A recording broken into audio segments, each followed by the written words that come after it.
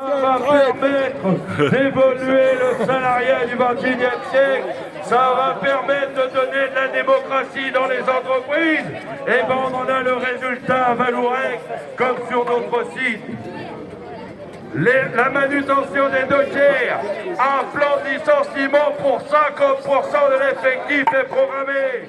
Là aussi, cet après-midi, nous avons rendez-vous avec la direction départementale. J'ai coupé pour gagner sur le calendrier et faire grandir la mobilisation.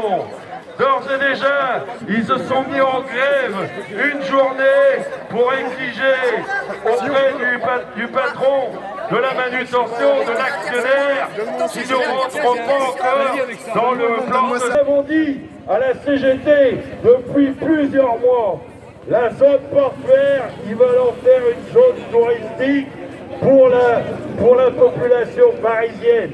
Si on accepte que les usines ferment les unes après les autres, voilà ce qu'ils proposent à la jeunesse pour demain, voilà ce qu'ils proposent aux salariés. Aujourd'hui, la Chapelle d'Arblay, ici présent, se bat toujours par rapport à leur machine 3.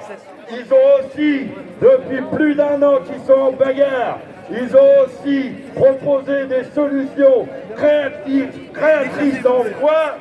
Et le gouvernement, comme ses représentants, sont tous d'accord pour sauvegarder l'emploi, sauf que la finalité, ils ne font rien pour le développement industriel, créer de l'emploi à la jeunesse, à tout le monde, un CDI pour tous, et non la flexibilité, la précarité. Comme chez Renault, à Cléon, où plus de 50% de l'effectif sont intérimaires, comme à Cléon, mais sur l'ensemble du groupe, c'est 8000 salariés intérimaires. Ce qui veut dire que si les salariés intérimaires bougent, c'est la répression. Mais s'ils bougent tous ensemble, avec les salariés en CDI, on va montrer au patronat, comme au gouvernement, qu'on est plus nombreux qu'eux, qu'on continue, qu'on lâche rien.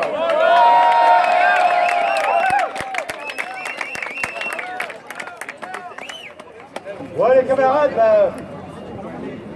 merci d'être là pour soutenir les Vallourec. Malheureusement, comme vous le voyez, les salariés ne sont pas là puisque nous sommes au chômage pour 15 jours. Donc le problème, c'est qu'hier, j'étais encore hier et avant-hier à Boulogne, soi-disant en pseudo-commission de négociation de mesures sociales. Ce que Vallourec nous propose, c'est la misère. C'est-à-dire que c'est la suppression de la moitié du personnel ici à Léville, donc 188 suppressions de postes. On veut faire partir les vieux, parce que les vieux, on n'a plus besoin, des gens qui ont travaillé pendant 35-40 ans, on n'a plus besoin, donc on les jette. Pas avec des grandes mesures, hein, bien évidemment, vous vous en doutez, faut pas que ça coûte cher. Certaines organisations syndicales ont critiqué la CGT qui demandait un peu plus, malheureusement parce qu'on sait qu'il y a des gens qui vont être licenciés, donc partir les poches vides ou partir les poches à moitié pleines, vaut mieux partir les poches à moitié pleines. Certaines organisations syndicales ont dit qu'il ne fallait pas demander trop, puisque ça dépasserait le budget prévu par Vallourec pour le plan social. Pour la CGT, nous exigeons qu'il n'y ait pas de budget pour un plan social, quand on sait qu'avec l'aide de M. Macron et de la BPI, ils ont touché quand même 275 millions d'euros qu'ils ont investis en Chine, à Tianda, pour prendre le boulot des entreprises européennes. Et donc, le gouvernement actuel est complice et accepte les licenciements dans tout le groupe Vallourec, que ce soit Desvilles, Le Nord, nous ici c'est le deuxième, Le Nord à Saint-Saulve, le premier, deuxième n'était pas fini, qu'on leur a mis le troisième sur la gueule. Ici à Desvilles, pour la CGT, nous sommes certains, malheureusement, que le deuxième ne sera pas le dernier, c'est les prémices du troisième pour fermer définitivement le site de Desvilles. Preuve en est, lundi, donc il y a 3 jours, nous avions un CE.